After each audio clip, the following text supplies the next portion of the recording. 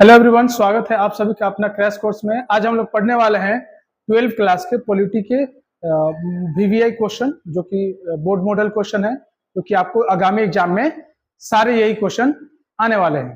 तो चलिए शुरू करते हैं।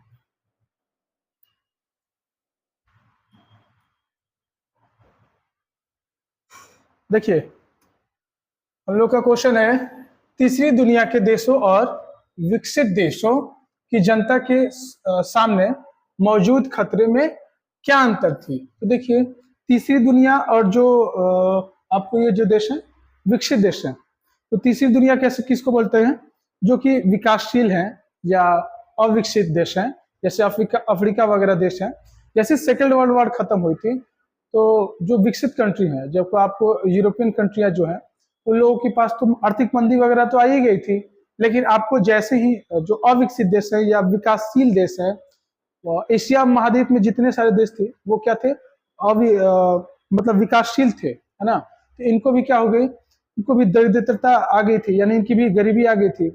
और जो कि अफ्रीका महाद्वीप के जो देश हैं, उन तो मतलब कि बहुत ही ज्यादा गरीबी आ गई। आज भी जो सबसे ज्यादा गरीब जो कंट्री है वो अफ्रीका में ही मौजूद है। वहां पे मतलब कि आपको सरवाइव करने के लिए भी सारे रिसोर्सेज का भी अभाव है। तो इन लोगों के अलग अलग अपने अपने खतरे थे। जो विकसित देश हैं, इनका मुद्दा ये था कि जैसे आर्थिक मंदी आ गई, उद्योग धंधे कम हो गए, और दूसरी भी थी कि अपनी सुरक्षा को अपनी जो देश की जो रक्षा है, तो सीमा की रक्षा करना है, इसके लिए जितना सारा इनका जीडीपी होता था, वो जीडीपी से ज्यादातर जो पैसा था वो अपने रक्षा रिसोर्सेस में ही खर्च कर देते थे, गोला बारूद और सैनिकों पर खर्च कर देते थे। तो उनके पास पैसे कम होती थी, वो आगे अपने कल कारखाने या उद्योग धंधे या कुछ और सारा बिजनेस को, जिससे उनका देश क्या हो, विकसित हो, इनके लिए उनके पास रिसोर्सेस कम होती थी। तो उन लोगों का टेंशन ये था, ठीक है। और जो अविकसित देश है, विकासशील जो कैटेगरी में है, जो कि एशिया वगैरह में, तो इन लोगों के साथ समस्या क्या था कि पहले तो गरीबी थी और दरिद्रता आ गई सेकेंड वर्ल्ड वॉर के बाद, और उसी बीच में क्या हुआ, शीत युद्ध का भी दौर चल रहा था, तो इनका मुद्दा अलग था। और जो निहायत गरीब थे, जो कि अफ्रीकन वाले, वो तो और ज्यादा मतलब कि स्थिति उनकी खराब हो गई। मतलब कि सरवाइव करने के लिए आपको रोटी कपड़ा मकान चाहिए, है ना, अच्छे वस्त्र चाहिए या दवा वगैरह भी चाहिए, है ना, स्वास्थ्य सुविधा के लिए, उनके लिए भी उनकी दिक्कत होने लगी। तो सबका अलग अलग मुद्दा था, कैसे कैसे अपना सरवाइव करें। इसी के सिलसिले में वो लोग क्या कर रहे थे, अपने अपने देश के लिए थिंकरों के साथ बैठ करके क्या कर रहे थे, अपना अपना नीति बना रहे थे।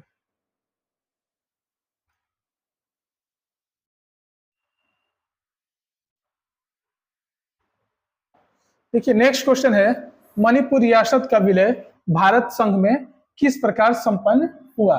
यानी जो मणिपुर जो रियासत है, अभी भी मणिपुर का जो मुद्दा है वो काफी गरमाया हुआ रहता है, ठीक है। जो मणिपुर जो राज्य था, वो पहले भारत का हिस्सा नहीं था। वहां के जो राजा थे, उन्होंने क्या किया, उनका जो राजा का नाम क्या था, तो महाराजा बोधचंद्र। क्या नाम था? बोधचंद्र। यदि क्वेश्चन ऐसे पूछे कि मणिपुर के जो राजा थे कौन थे, तो आप बोलेंगे क्या? बोधचंद्र। तो बोधचंद्र ने क्या किया, बताते जो है ना, इंडिया के सरकार के पास हस्ताक्षर किए, ठीक है।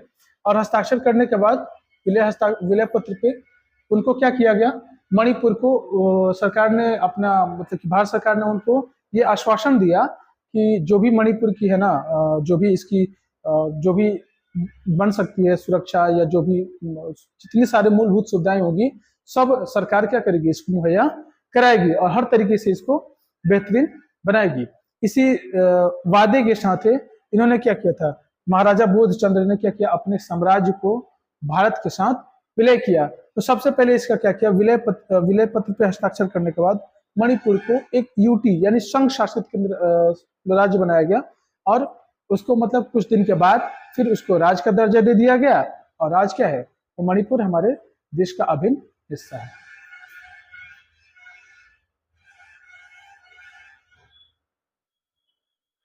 चलिए, नेक्स्ट क्वेश्चन है, भारत का प्रथम आम चुनाव 1952 ईस्वी का चुनाव देश के लोकतंत्र के इतिहास के लिए मील का पत्थर क्यों और कैसे साबित हुआ, संक्षिप्त में लिखिए। देखिए, हमारा जो देश आजाद है वो कब तो आपको 15 अगस्त 1947 को ही तो आजाद हुआ है, ठीक है। इससे पहले तो देश क्या था, गुलाम था। जैसे ही देश आजाद हुआ तो देश इतने भिन्न भिन्न वाले लैंग्वेज वाले, फिर भिन्न भिन्न संस्कृति से लोग थे, भिन्न भिन्न जाति धर्म से लोग थे, इनको एक रूपता से मतलब कि एक यूनिटी में बांधे हुए सबसे ज्यादा बांधने के लिए सबसे ज्यादा चुनौतीपूर्ण काम था। तो इसी को लेकर के फिर एक नियम कानून बनाया गया कि मतलब देश जाने के बाद तो ज्यादा उत्सुकता में कोई ऐसा गलत काम ना हो जाए, तो संविधान बनाया गया। संविधान सभा का गठन आपको कब किया गया, तो 1940 ईस्वी में किया गया। जो संविधान जब आपको बनकर तैयार हो गई वो 1949 में आपको तैयार हो गई, तो उसको 1950 में इम्प्लीमेंट कर दिया गया। हुआ यूं कि अब चलिए, अब तो संविधान बन गया कि ऐसे ऐसे फॉलो होगा। लेकिन अब रही बात कि अब फॉलो कराने की बात है ना, तो सबसे जो फर्स्ट जो था हम लोग का जो चुनाव वो हुआ था 1952 ईस्वी में। यानी इसमें वोट देने का अधिकार सभी को दिया गया, मतलब अपने हिसाब से कैंडिडेट को चुनने का। तो उस समय जो वोटिंग की उम्र जो थी ना वो आपको थी 21 वर्ष। कब कितनी थी, 21 वर्ष। यानी जो 21 वर्ष के मेल या फीमेल थे वही वोटिंग करते थे। अभी तो 18 हो गई है। तो फर्स्ट बार वो लोग वोटिंग किए, और वोटिंग जो थी वो आपको बैलेट पेपर पे होती थी, ठीक है। तो उस समय जो वोटिंग हुई थी बहुत ज्यादा पैसे भी लगे थे और बहुत लंबी प्रोसेस हुआ था। हमको लग रहा है कि शायद चुनाव वगैरह कराने में आपको 3 से 4 महीने का समय से ऊपर ही लग गया होगा, ठीक है। और बहुत सारे बैलेट पेपर भी लगे थे और बहुत सारे खर्चे भी हुए थे, और बहुत सारे लोगों ने उत्सुकता के हिसाब से इसमें क्या किया था, भाग भी लिया था कि चलो भाई देश का पहला चुनाव है इसके सिलसिले में। तो उस समय जो आपको बहुत सारे पार्टियों ने भी हिस्सा लिया था इसमें, लेकिन सबसे अहम पार्टी जो थी वो थी आपको कांग्रेस, क्योंकि कांग्रेस का जो गठन है वो आपको 1885 में ही हो गया था। यानी देश आजाद होने से पहले, और देश की आजादी में कांग्रेस का योगदान काफी था, अहम योगदान था। तो उसी के सिलसिले में बहुत सारी सहानुभूतियां भी थी। तो बड़ी जो पार्टी थी तो कांग्रेस ही आपको मेन पार्टी के रूप में उभरी, और उसी की क्या होती मतलब कि आपको 1975 यानी जब तक इंदिरा गांधी का इमरजेंसी नहीं लग रहा था तब तक कांग्रेस की स्थिति काफी हद तक बेटर थी। मतलब इसके समकक्ष में दूसरी कोई पार्टी थी ही नहीं, मतलब छिटपुट पार्टी थी जिससे सरकार का गठन नहीं हो सकता था।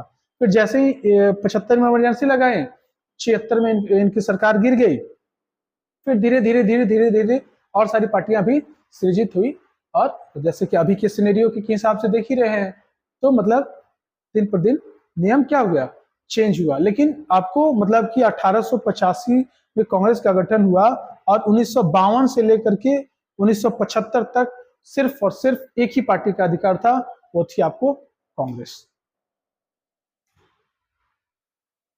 चलिए नेक्स्ट क्वेश्चन देखते हैं हम लोग।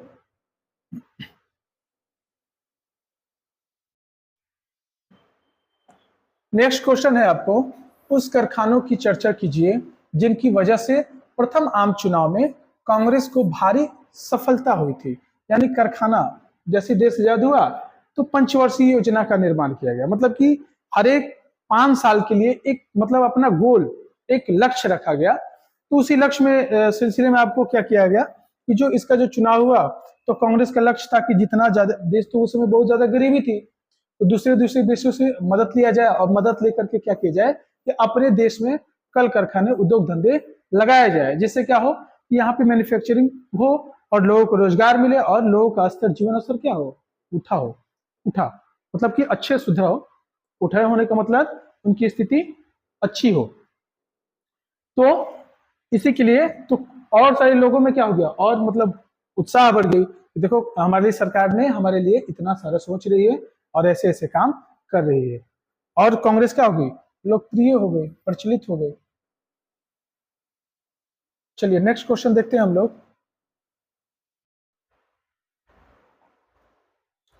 केरल में प्रथम कम्युनिस्ट की जीत और धारा 356 का कांग्रेस द्वारा दुरुपयोग विषय पर टिप्पणी लिखी। देखिए केरल में तो जैसे ही कम्युनिस्टों का पार्टी मतलब बनी, तो कम्युनिस्ट लोग जो थे ना, उनकी विचारधारा और कांग्रेस या बीजेपी या और लोग पार्टियों से उनकी विचारधारा अलग होती है, ठीक है। वो लोग थोड़ा सा मतलब कम्युनिस्ट का विचारधारा अलग ही टाइप का होता है। इसी के सिलसिले में क्या हुआ, जो इतनी बड़ी पार्टी जो थी, कौन, कांग्रेस। कांग्रेस को लगा कि पूरे देश में मेरा राज है, एक ही ऐसा मतलब कि जो राज्य है यहाँ पे कम्युनिस्टों का शासन हो गया, और जैसे मैं बोल रहा हूँ वैसे तो करेगा नहीं। तो उसको परेशान करने के लिए आपको धारा 356 का मतलब काफी ज्यादा वहां पर प्रयोग कांग्रेस के द्वारा किया गया है, जिससे हम लोग दुरुपयोग भी कर सकते हैं। देखिए, अब क्वेश्चन आपके दिमाग में ये आता होगा, आखिर ये धारा 356 है क्या। देखिए, धारा 356 को ही हम लोग बोलते हैं राष्ट्रपति शासन, जिसको ना आपको राज्यपाल के लेटर लिखते हैं, यहाँ पर शासन तंत्र विफल हो गई है, राष्ट्रपति को, तो राष्ट्रपति क्या करते हैं, इसका प्रयोग करते हैं। इसके प्रयोग से क्या होता है कि वहां के जो मंत्रिमंडल है भंग हो जाते हैं, यानी विधानसभा वहां के भंग हो जाती है, और शासन तंत्र सीधे किसके पास चला आता है, तो राष्ट्रपति के पास चला आता है। ठीक है, तो यही मुद्दा है। चलिए नेक्स्ट क्वेश्चन देखते हैं हम लोग।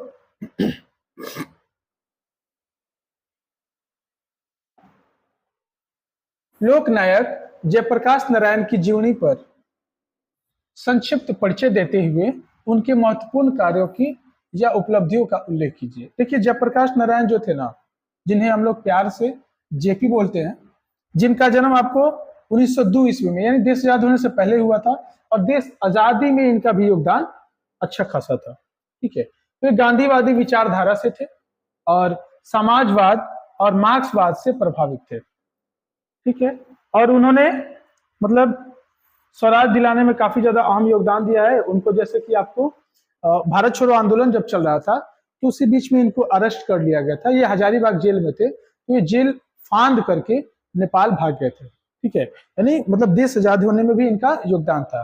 और ये सबसे ज्यादा पॉपुलर कब हुए, जब इंदिरा गांधी ने मीसा एक्ट के तहत मीसा एक्ट लाई। यानी मीसा एक्ट में क्या होता था, किसी को भी बिना किसी रीजन बताए, जैसे आपको रॉलेट एक्ट था ना, उसी आधार पर मीसा एक्ट था, यानी किसी को उठा लिया जाता था और उसको आपको 21 माह तक, ठीक है, 21 माह तक नजरबंद या जेल में बंद कर दिया जाता था। ये तो गलत बात था। तो इसको मतलब कि अशांति, राष्ट्रीय सुरक्षा या मुद्दा वगैरह बना करके वो एक्ट लाई थी।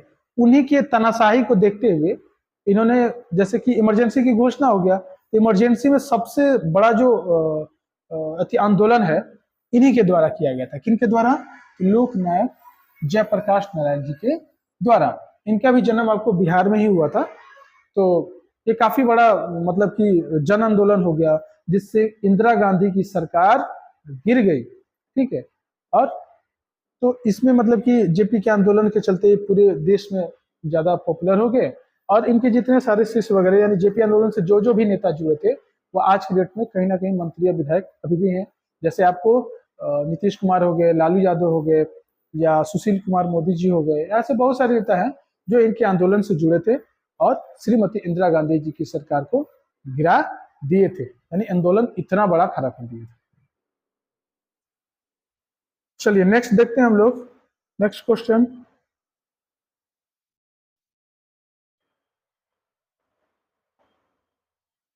आंध्र प्रदेश में चल रहे शराब विरोधी आंदोलन ने देश का ध्यान कुछ गंभीर मुद्दों की तरफ खींच लिया। देखिए, आंध्र प्रदेश में क्या चल रहा था, शराब विरोध के लिए एक आंदोलन चल रहा था, यानी कि वहां पर शराब को बंद करने के, जैसे आपको बिहार में भी क्या है, शराब बंदी है। ठीक है, बंद करने के लिए मुद्दा चल रहा था। उसी में भी क्या होने लगी, तो ताड़ी, वहां पर आंध्र प्रदेश में, साउथ में सबसे ज्यादा, मूवी वगैरह में भी देखते होंगे, यानी तार का पेड़ और नारियल का पेड़ काफी ज्यादा होती है ना।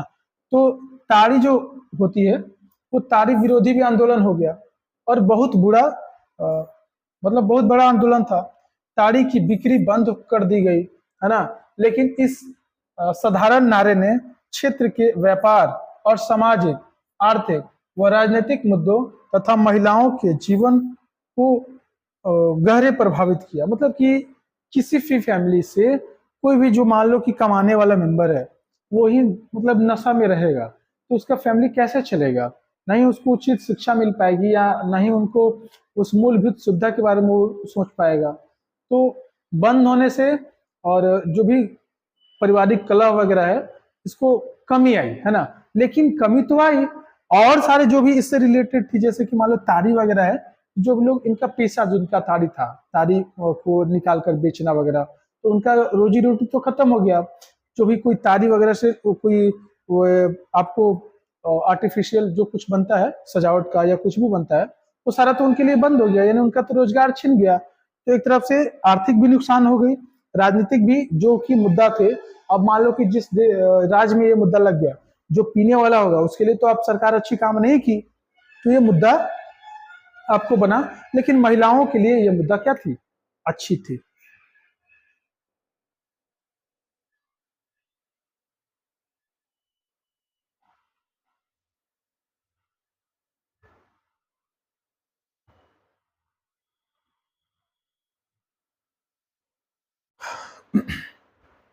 नेक्स्ट क्वेश्चन है आपको, क्या आंदोलन और विरोध की कार्यवाहियों से देश का लोकतंत्र मजबूत होता है? अपने उत्तर से मतलब कि क्या करना है, पुष्टि करना है उदाहरण दे करके। यानी क्या आंदोलन और विरोध की कार्यवाहियों से देश का लोकतंत्र मजबूत होता है? देखिए, जो भी आप आंदोलन कीजिएगा, तो आंदोलन में आप हिंसा नहीं करना है, ठीक है।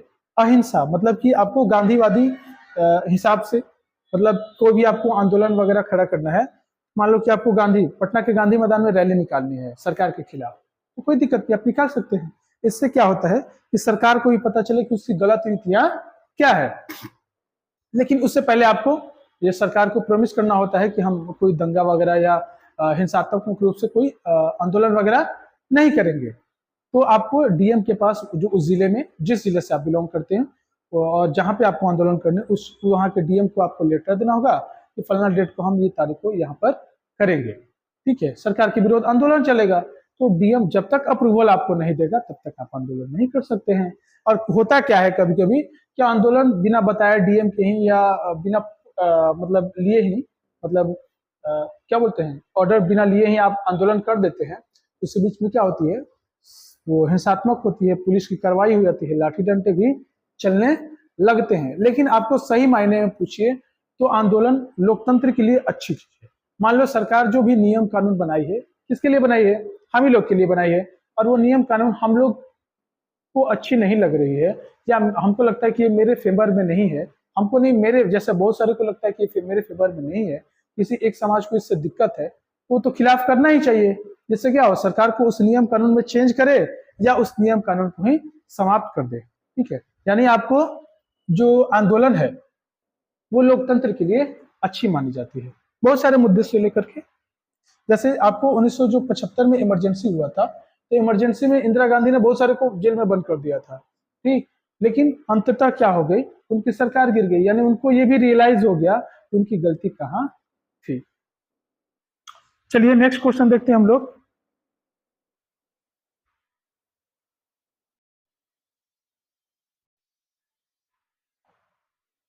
नेक्स्ट क्वेश्चन है, ऑपरेशन विजय का वर्णन कीजिए और उसका महत्व बताइए। देखिए, ऑपरेशन विजय है क्या, तो भारतीय सेना के द्वारा किया गया यह सैन्य कार्रवाई है, जिसे हम लोग ऑपरेशन विजय कहते हैं। हुआ यूं था कि जैसे देश आजाद हम लोग को तो हो गया 1947 में, लेकिन जो भी आपको पुर्तगाल वगैरह तो सबसे पहले ही आए थे, तो उन लोगों के द्वारा कब्जा किया गया था आपको गोवा वगैरह के साइड्स का। तो भारत सरकार ने उनसे आग्रह किया कि आप प्लीज जो मेरा जो इलाका है वो हमें दे दीजिए। उन्होंने साफ ही डिनाई कर दिया, बोला कि नहीं, ऐसा हम दे ही नहीं सकते हैं। तो 47 से लेकर के आपको 1961 तक, यानी गोवा को मिलाने कितना, इतना समय लग गया। यानी आपको 1961 के आसपास सेना ने बोला कि ठीक है, तो नहीं कीजिएगा तो क्या होगा, सैन्य कार्रवाई होगी आप पर। तो इसके लिए क्या होगी, गोवा और दमन दीव, है ना, में अत्याचारी शासन को से छुड़ाने के लिए ऑपरेशन विजय नामक कार्यवाही आपको 17 से 18 दिसंबर, ये याद रखिएगा आप लोग, है ना। ये शायद आपको वन लाइनर क्वेश्चन में आ सकता है कि 17 से ऑपरेशन विजय कब हुआ था, तो 17 से 18 दिसंबर 1961 को, उसी बीच हुआ था। और उसी बीच क्या हो गई, इसको मतलब गोवा को सौंप करके छोड़ करके वो लोग बोले कि ठीक है आप ले लीजिए, हमको आपसे युद्ध नहीं करना है। तो पुर्तगाली ऐसा नहीं कोई मानने वाला है। देखिए, जब मतलब कि कोई भी मामला सीधी उंगली से ना सुलझे तो उंगली क्या करनी पड़ती है, टेढ़ी तो करनी पड़ती है। जब रिक्वेस्ट से काम नहीं चला तो लगा कि नहीं भाई यहाँ पे तो क्या होना चाहिए, अब ऑपरेशन यानी सैन्य कार्रवाई ही करनी एक लास्ट ऑप्शन बची है। तो जैसे सैन्य कार्रवाई करने के लिए नाम आई, नौबत आई, तो इसी बीच वो लोग क्या करेंगे, वहां से बोले कि ठीक है अपना राज लीजिए, और वो लोग चलते बने। तो आपको उसके बाद आपको गोवा जो है, यानी क्वेश्चन ऐसे ही पूछ सकता है कि गोवा भारतीय राज्य में कब शामिल हुआ, यानी पूर्ण रूप से आजाद कब हुआ या कब शामिल हुआ, तो आप बोल सकते हैं 1961 में। इससे पहले किसका अधिकार था, तो पुर्तगालियों का अधिकार था। ठीक है, नेक्स्ट क्वेश्चन देखते हैं हम लोग। देखिए दोस्तों, जितने सारे क्वेश्चन हैं वो काफी इंपॉर्टेंट हैं, और ऐसे ही क्वेश्चन आपको डायरेक्टली तौर पर बोर्ड एग्जाम में पूछेंगे। तो आप लोग से रिक्वेस्ट है कि आप लोग अभी तक जो भी दोस्त या भाई अभी तक तैयारी नहीं किए हैं, उनको घबराने की कोई जरूरत नहीं है। बस सीधे तौर से आप क्लास से जुड़ जाइए और आपकी तैयारी बेहतर हो जाएगी। ठीक है, देखिए क्वेश्चन है हम लोग का है, गोवा को पूर्ण राज्य का दर्जा 1987 ईस्वी में किस तरह से प्राप्त हुआ। यानी गोवा को आजादी आपको 61 में हुई, लेकिन पूर्ण रूप से राज्य यानी अभी कितने देश हैं, सॉरी कितने राज्य हैं, तो 28 राज्य और 8 केंद्र शासित प्रदेश है, यानी राज्य का दर्जा उसको 1987 में मिल गया। वैसे क्वेश्चन पूछे कि गोवा कब आजाद हुआ था, तो गोवा आपको आजाद हुआ था 1961 में। इससे पहले उस पर किसका अधिकार था, तो पुर्तगालियों का इस पे अधिकार था। देखिए दिसंबर 1961 ईस्वी में पुर्तगालियों से स्वतंत्रता प्राप्त करने वाला गोवा एवं भारत संघ में शामिल हुआ। यानी क्या हो गया कि पुर्तगाली 1961 में गोवा को छोड़ दिए, इसके बाद उसको केंद्र मतलब कि संघ शासित प्रदेश उसको बनाया गया, और फिर धीरे धीरे उसको क्या किया गया कि राज्य का दर्जा आपको दिया गया 1987 ईस्वी में। ठीक है,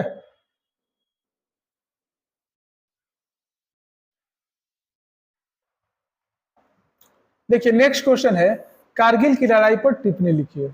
सबको जानता होगा कारगिल की लड़ाई किसके किसके बीच हुई थी, तो भारत और अपना पड़ोसी पाकिस्तान। कब हुआ था, तो 1999 में हुआ था, जिसमें हम लोग क्या हुए थे, जीत गए थे भाई। ठीक है, और पाकिस्तान फिर बार बार क्या होता है, फिर बार बार हारता है वो। तो कारगिल लड़ाई आपको कब लड़ी गई थी, तो 1999 में शुरू हुई थी, और भारत सरकार की इसकी क्या हुई थी, भारतीय सेना की जो जवाज सैनिक है उनके बदौलत भारत की जीत हुई थी। ठीक है, तो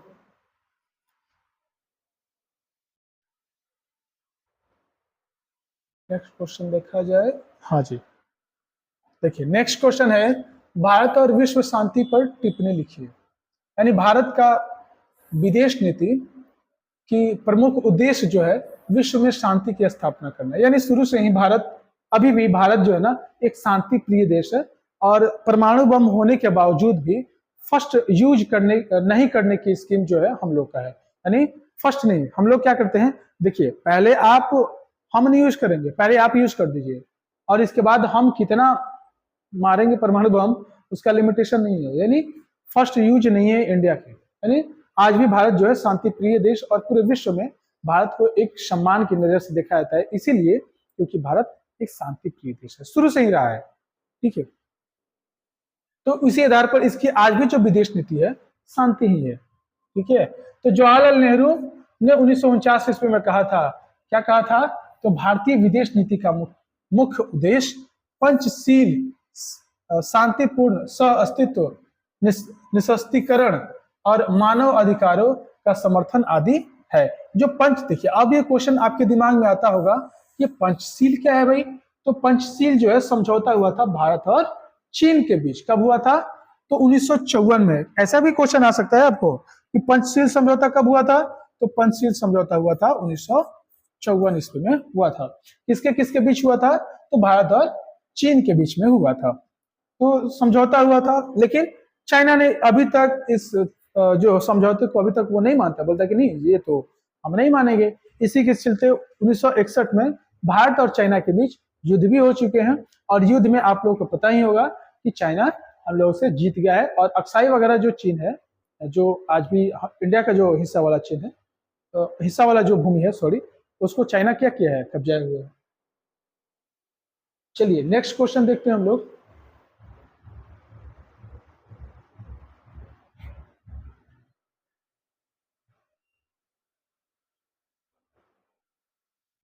देखिए नेक्स्ट क्वेश्चन है, सामाजिक अधिकारों से आप क्या समझते हैं, यानी सामाजिक अधिकार है क्या। तो देखिए सामाजिक अधिकार में बहुत सारे होते हैं, जैसे कि समाज से रिलेटेड, मतलब कि हम लोग, मानव क्या है, एक सामाजिक प्राणी है। किसी भी मानव को यदि आप एक कमरा में बंद कर दो तो वो पागल हो जाएगा, कितना दिन तक रहेगा। इसलिए जेल खाना वगैरह भी बनाए जाते हैं।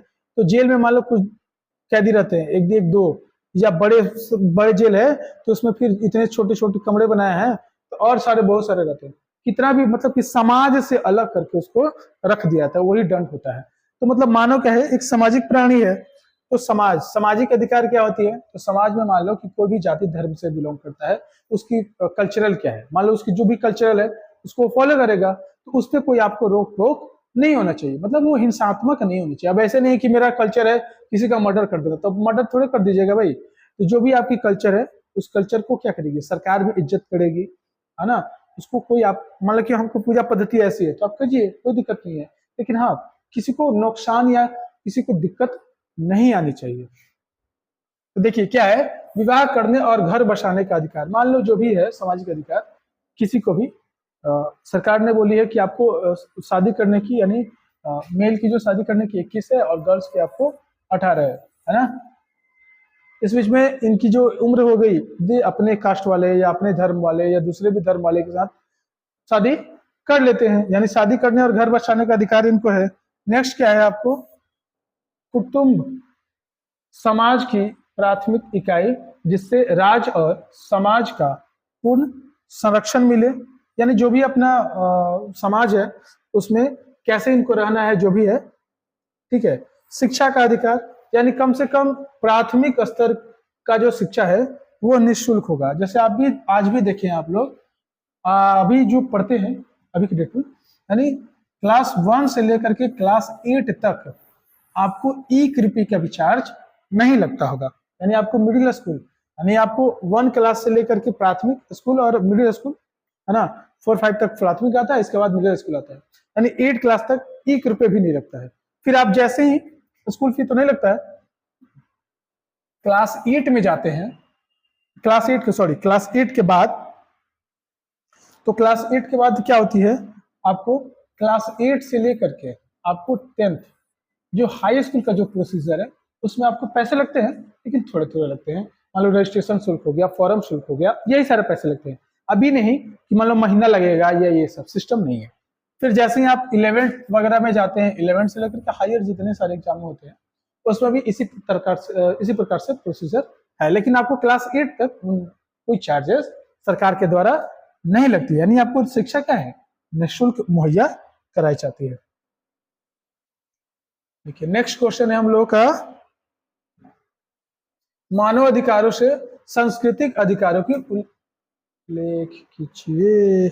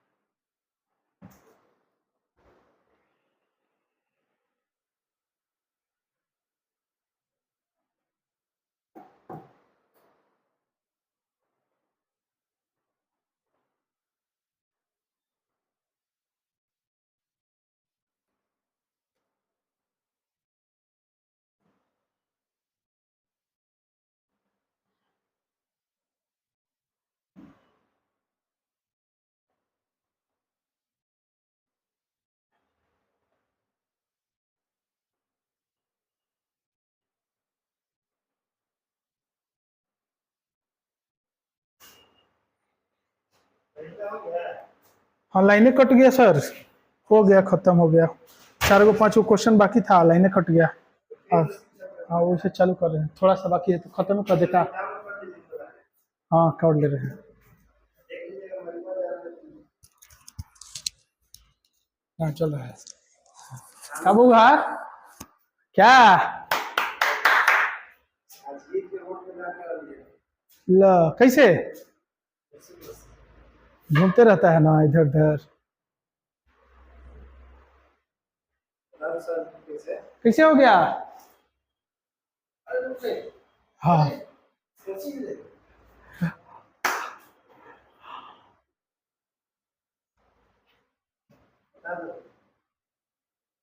कैसे हो गया, कैसे हो गया?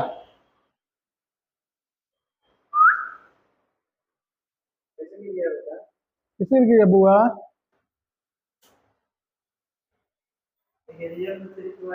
हाँ यहीं पे कनेक्ट, फॉरगेट पासवर्ड आएगा ना? रियल में ये ना? हाँ। जीरो से शुरू करके 8 तक ना? बस अच्छा इधर सही से चलना है। सॉरी।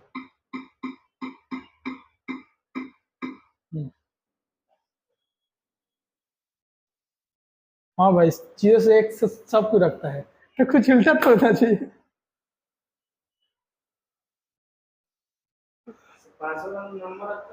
हाँ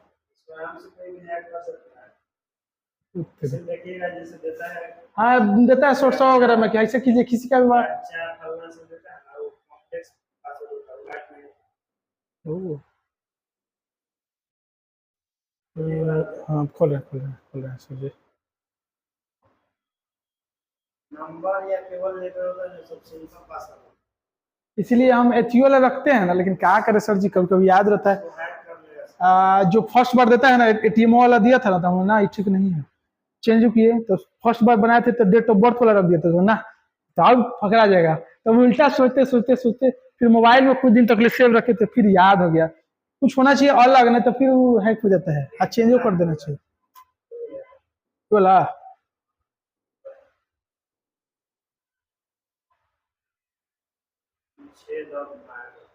हाँ बस एगो बना देते हैं। एगो महत्वपूर्ण अनुच्छेद है, देखिए ना ये 124 हमारा याद है, ये नोट 100 बनाए थे ना तो उस समय जो व्यक्ति घटना चक्रवात से पढ़े थे, ये एक दिन कहीं फ्री में बैठ के लेकिन लिखना ही बड़ा आफत वाला काम है। 124 गो है 395 में, लेकिन हाँ एकदम इसको जो वीडियो बनाएंगे ना तो एकदम ये वाला चलेगा एकदम, ये वाला। हाँ ये वाला जो है ना इसका तो बना दिए, ये वाला जो है ये वाला तो बना दिए पॉलिटी वाला। इसका जो है ना 1 से लेकर के एक दिन सोच रहे हैं कि एकदम समय निकाल के आधा घंटा लगेगा और 40 मिनट बस 124 लिख देंगे कि सारा सही में एकदम जितना जो अनुच्छेद लिख ले हैं ना एकदम यही क्वेश्चन में आता है।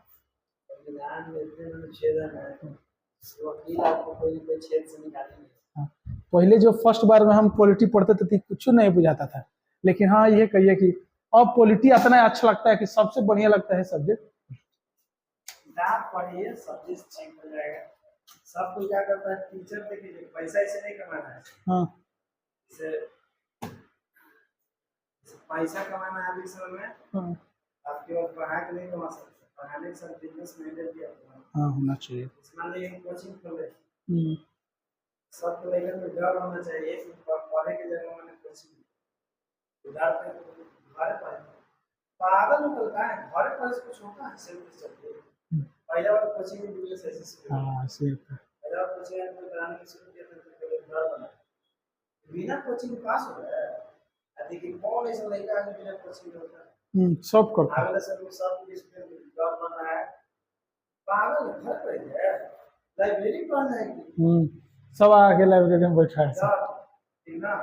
सर्दी हो गया डॉक्टर अरे जल्दी दवाई को घरे का आदमी पर लहसुन पकड़ हाँ लहसुन पकड़ अब जैसे बिजनेस माइंड होना तो मतलब उसका डर बैठा है। हाँ डर नहीं बैठे टीचर लेकिन के इतने डरा देता है ना लेकिन वाला जब रहता है कि इतना भी ना कुछ नहीं सकता ऐसे मतलब भगवान बना देता है टीचर कुछ है सर सही बात मार्गदर्शन है सही बात। ऐसे होना चाहिए ना हम से लेकर पागल है आइए मार्गदर्शन है ऐसा बात सीखना ज्यादा जीवन में अनुभव सीखे किताब सीखता है ये लिखा सही बात है ना। हाँ, हम लोग भी पढ़ते थे ना, तो ये टीचर लोग बोलते थे सब चीज तो किताबों में लिखले बा, तो खाली किताबें पढ़ ले बा, तो हमरा भी काहे कहते है वो, ऐसे ही बोलता है था सब। तो कैसे पढ़ा जाता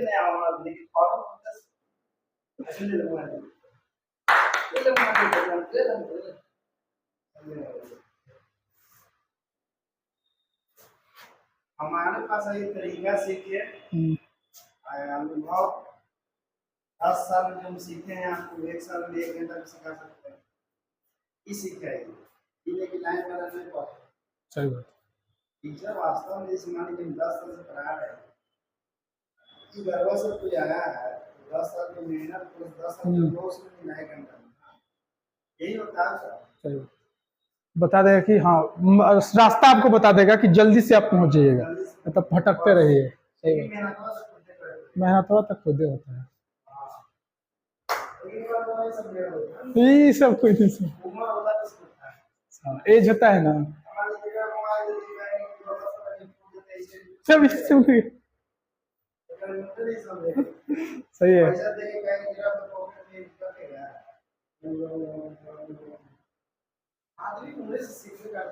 सही बात, उम्र के हिसाब से अभी सब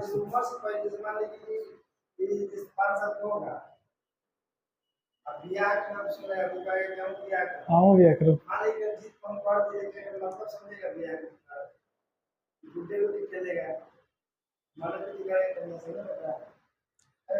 देख रहे सब चीज की उम्र है, ठीक है। कोई आदमी के जैसे नॉलेज कोई चीज हो जाएगा तो सब सिखाओ कर मत ले, देखिए कि सीखे की उम्र है कि नहीं। सही बात। है तो सिखाइए, नहीं है तो मत सीखिए।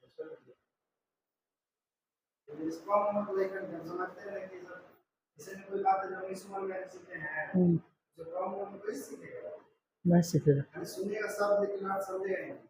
हम समझ जाते हैं कि इसको ऐसे नहीं समझाया जाता। ये हम ही लोग जब पढ़ते थे 10th में, जो किताबा दिए हम में 3 चैप्टर पढ़ लिए, ये सोचते थे कि ये किताब के हम 1 साल लग खत्म कर दिए, ऐसा हम 1 हफ्ता में खत्म कर दिए। बताइए तो रख को का है कति इतना दिन लग रहा था, तो सब नहीं ना, उस समय बहुत हार्ड लगता था, चाहे होता था कि भैया बहुत हार्ड है ये सब चीज। ठीक है।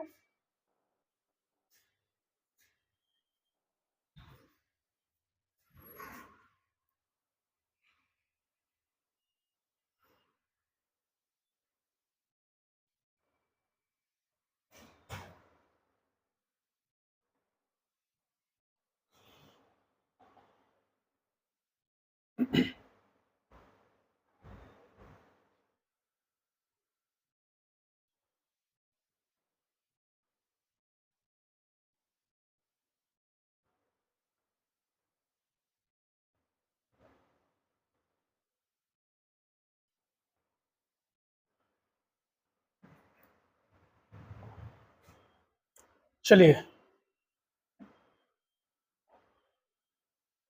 नेक्स्ट क्वेश्चन है, मानवाधिकारों में सांस्कृतिक और अधिकारों का उल्लेख कीजिए। यानी जो प्रत्येक जो मनुष्य हैं उनका अपना अपना क्या है, अपना समाज है, अपना व्यक्तित्व, अलग अलग अपना व्यक्तिगत जीवन है ना। तो उसमें कोई भी हस्तक्षेप उनको मंजूर नहीं होनी चाहिए, और मतलब सरकार को भी उनकी जो व्यक्तिगत जो जीवन है उसमें हस्तक्षेप नहीं करना चाहिए। जैसे मान लो उनका जो अलग सा कल्चर वगैरह है ना, उसी कला में आनंद ले रहे हैं जो भी। अब मान लो देखिए, शिक्षा का अधिकार तो सरकार ने बना दिया कि सबको शिक्षा मिलेगी, लेकिन जो पढ़ना चाहेगा उसी के लिए ना है भाई। अब जो स्कूल जाएगा ही नहीं तो उसके लिए तो कहाँ से होगा, उनके लिए कोई शिक्षा वगैरह नहीं उपलब्ध हो सकती है, वो उसी में खुश है तो रहने दो। तो सबका अपना अपना, यानी प्रत्येक व्यक्ति का अपना समुदाय होता है और अपना कर्तव्य भी है। कर्तव्य है कि मतलब कि जो भी सार्वजनिक है उनकी नुकसान वगैरह क्षति वगैरह नहीं होनी चाहिए। यदि वो कर रहे हैं तो उनपे क्या होती है, कार्रवाई वगैरह होती है। लेकिन आपको मान लो कि किसी का अधिकार है, वोट देने का अधिकार है मेरा, हम वोट देने नहीं जाएंगे तो क्या करेंगे, कोई कुछ नहीं करेगा। तो मतलब सरकार भी आपको व्यक्तिगत जो अधिकार है उसमें कोई हस्तक्षेप नहीं करती है। और जो आपका सांस्कृतिक अधिकार है, मतलब जो भी आपका जो कल्चर है, कि मान लो आपकी शादी विवाह जो भी है या पूजा पद्धति है या जो भी कल्चरल है वो लोग आप लोग करते हैं, तो उसमें सरकार भी कोई हस्तक्षेप नहीं करती है। उसके लिए आप क्या है, स्वतंत्र है।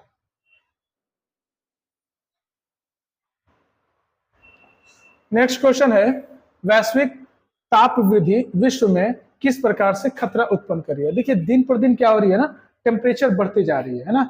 क्यों बढ़ती जा रही है, तो वृक्षों की कटाई हो रही है, कल कारखाने ज्यादा लग रहे हैं, तो कल कारखाने ज्यादा लगेंगे और वृक्षों की कटाई होगी तो द्वीप वायुमंडल में जो आपको जो कार्बन डाइऑक्साइड है या जो आपको और सारे जो गैसें हैं उनकी मात्रा बढ़ रही है। तो दिन के एक और धूलकण भी बढ़ रहे हैं।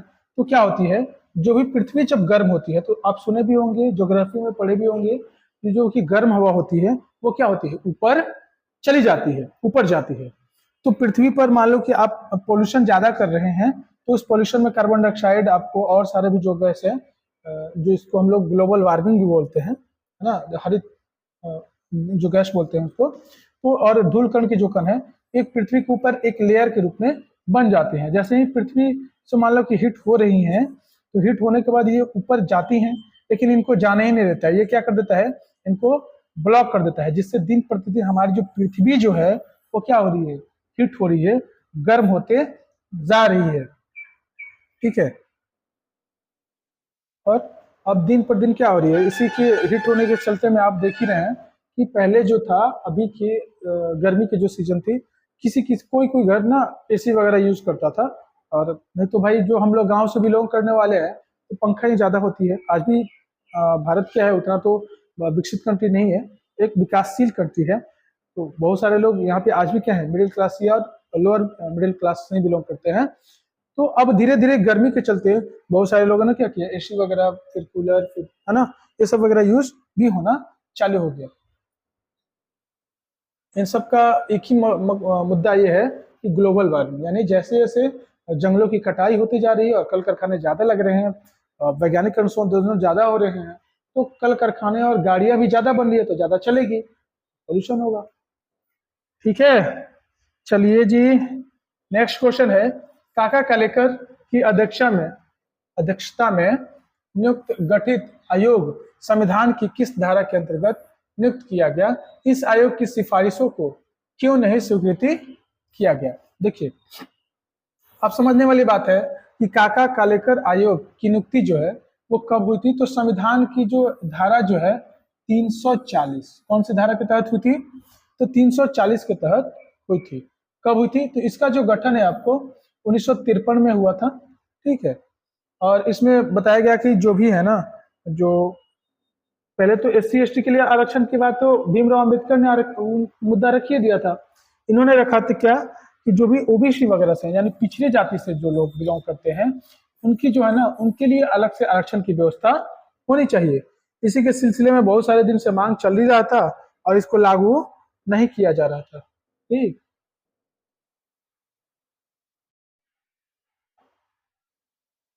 तो काका कालेकर ने क्या किया, मार्च 1955 ईस्वी में अपनी रिपोर्ट प्रस्तुत की, और इस रिपोर्ट में ना 2399 जातियों को पिछड़ी जातियों की श्रेणी में रखा, और इस आयोग की सिफारिश को स्वीकार नहीं किया गया। जी, इनका जो बना काका कालेकर, इसको मंजूरी नहीं दिया गया। फिर आगे चल करके एक मंडल आयोग है, उसको बारे में भी आप जान लीजिएगा। तो क्वेश्चन यदि आपसे पूछा जाए कि OBC का जो गठन हुआ था, जो अभी अभी OBC का सिनेरियो है ना, आपको मिल रहा होगा, बहुत सारे लोग OBC से बिलोंग कर रहे होंगे, तो OBC में किसने लागू कराया था, तो इनका मंडल आयोग का काफी अहम योगदान था। देखिए, काका कालेकर ने बनाया था, इसने अपनी इतनी जातियों को रखा भी, सारा रिपोर्ट भी रखा, लेकिन अंततः इसको क्या किया, लागू नहीं किया गया। फिर आपको OBC जो है ना, इसको गठन हुआ बाद में, तो मंडल आयोग के तहत इसको लागू किया गया।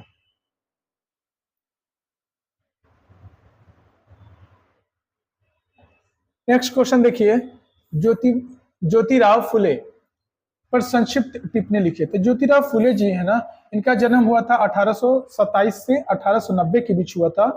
ज्योतिराव गोविंद राव फुले, इनका पूरा नाम क्या था, तो ज्योतिराव गोविंद राव फुले।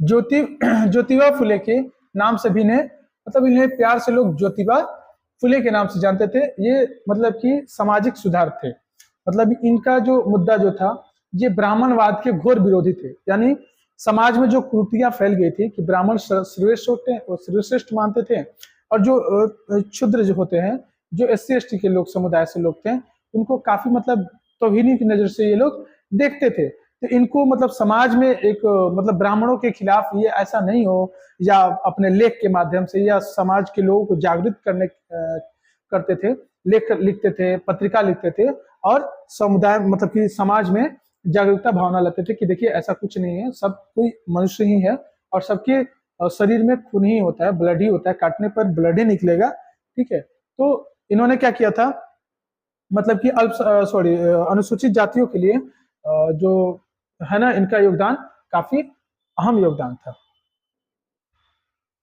नेक्स्ट क्वेश्चन देखते हैं हम लोग।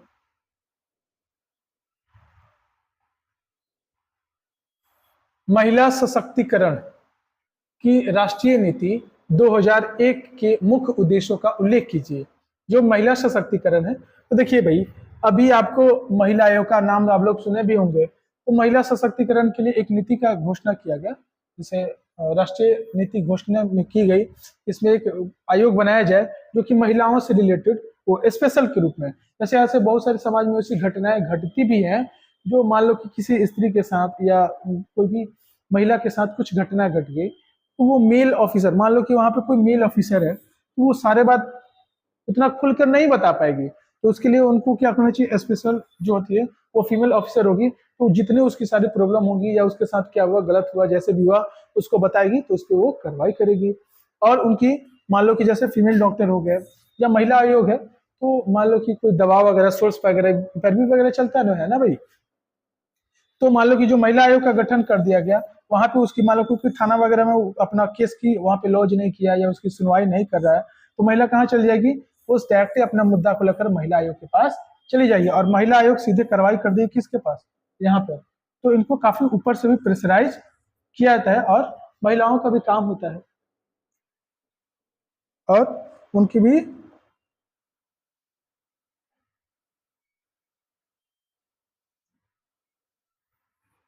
हाँ, उनकी भी समाज में स्थिति अच्छी हो जाती है।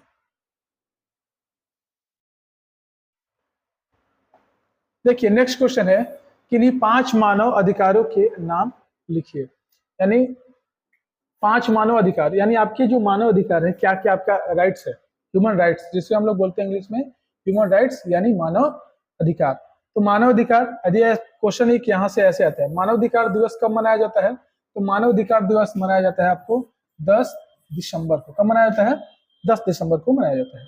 मानव अधिकारों के घोषणा पत्र में 20 मानव अधिकार की सूची सम्मिलित की गई है। इसमें कुछ महत्वपूर्ण है, मतलब कि मानव अधिकार की जो सूची बनाई गई है यूएनओ के द्वारा, उसमें 20 सूची बनाई गई है, लेकिन आपको यहाँ पे प्रश्न पूछ रहा है 5, इसलिए चलो 5 जो इंपॉर्टेंट है वही बता देते हैं हम लोग। तो आपको अधिकार क्या क्या दी गई है, तो आपको दी गई है जीवन की सुरक्षा और स्वतंत्रता का अधिकार, यानी वैसा कोई भी देश में हो आप हैं, तो आपकी जीवन की सुरक्षा के लिए अहम होनी चाहिए कि आपका राइट है, और स्वतंत्रता का अधिकार है। दूसरा क्या है, दास्ता व बंधुता मजदूरी से स्वतंत्रता का अधिकार, यानी आप किसी के गुलाम वगैरह नहीं है। पहले क्या होती थी कि लोग गुलाम रखते थे, है ना। बंधुआ मजदूर मतलब जो कि किसी मान लो किसी की दैनिक जो है मजदूरी है 500 रुपए, और आप उसको काम दिन भर ले रहे हो, उतना ही काम ले रहे हो, और लेकिन उसको आप दे रहे हो 85 रुपए, 50 रुपए ही दे रहे हो, तो क्या कर रहे हो आप उसको, मतलब कि बंधुआ मजदूर की जैसे खटा रहे हो। तो ये नहीं होना चाहिए। और दूसरा, आपको स्वतंत्र न्यायपालिका से न्याय प्राप्त करने का स्वतंत्रता का अधिकार, यानी स्वतंत्र न्यायपालिका, जो न्यायपालिका हो यानी सबके लिए समान नियम कानून हो, और सबके लिए समान उनको न्याय मिले। तो न्यायपालिका कैसी होनी चाहिए, तो स्वतंत्र होनी चाहिए। विवाह करने व पारिवारिक जीवन का अधिकार, यानी उनको भी क्या है, पर्सनल जो लाइफ है, उनको विवाह करने का और पारिवारिक जीवन बिताने का अपना अधिकार है। अब नेक्स्ट देखिए, नेक्स्ट क्या है, तो किन्हीं भी कहीं भी आने जाने और घूमने का भी अधिकार, यानी उनको अधिकार क्या है, कहीं भी अपना देश के अंदर आ जा सकते हैं, घूम भी सकते हैं, विदेश में भी जा सकते हैं। तो विदेश में जाने का उनके पास वो पासपोर्ट और वीजा से अप्रूवल होंगे तब भी जा सकते हैं। फिर अपने देश में तो क्या कर सकते हैं, घूम ही सकते हैं ना। तो यही आपको है मानव अधिकार। चलिए आज के लिए इतना ही, मिलते हैं नेक्स्ट क्लास में, तब तक के लिए धन्यवाद।